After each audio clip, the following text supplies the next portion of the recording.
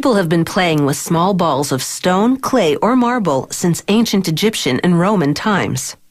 Today's marbles are actually made of glass and used for industrial tasks as well as games. Glass is not only inexpensive and durable, but also quite beautiful.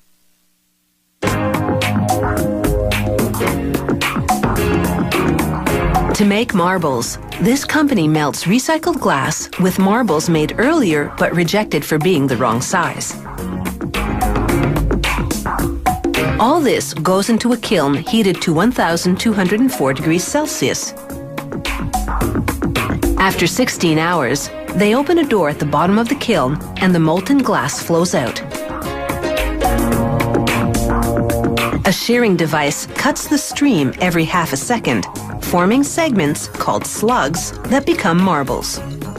To make different sized marbles, they adjust the device to cut at shorter or longer intervals. The slugs slide down chutes, landing between grooves on spinning cast iron rolls. The spinning keeps the slugs from sticking. They'll need 72 hours to cool completely, but their final appearance is already set.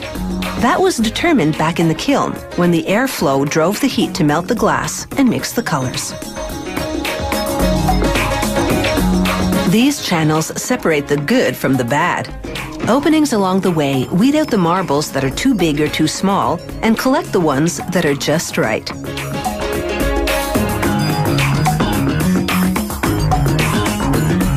More intricate marbles are handmade. This craftsman first preheats some clear glass in a small oven. Then he breaks off a piece of colored glass. After the clear glass has melted in the furnace overnight, he gathers some on a steel rod, then picks up a chunk of preheated colored glass with it. He forms a knob and works the mass into a long string that's up to 5 meters long and thin as a noodle.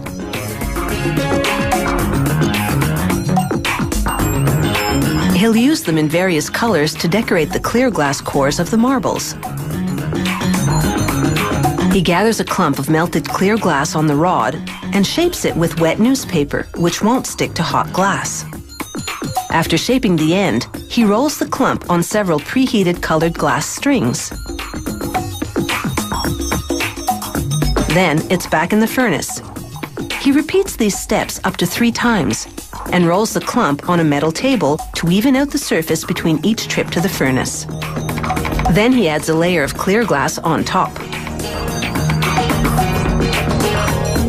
With another tool now, he stretches the clump to about 1/2 meter long. He'll use this to make several cores. To make the second layer of the core, he rolls a 5 centimeter long segment onto colored glass slivers called ribbons.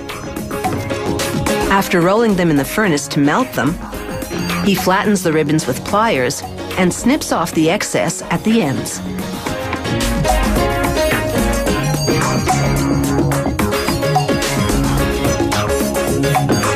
He wraps the core and the ribbons in a layer of clear glass, then hand shapes it. Now he rolls the core on more glass strings. Then it's back in the furnace to meld them. He adds 1 more clear glass layer, and the inside is finished. That's a total of 6 layers for this marble. Other models have fewer or more. The craftsman shapes the glass with several metal and wooden tools.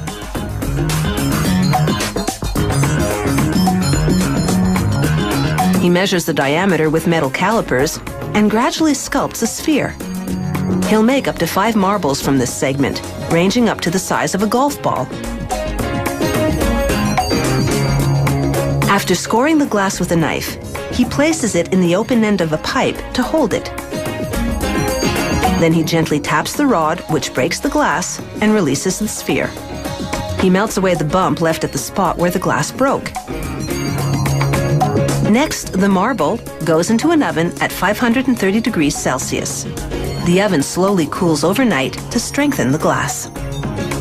Clearly a cut above, this eye-catching, handcrafted marble is already an objet d'art.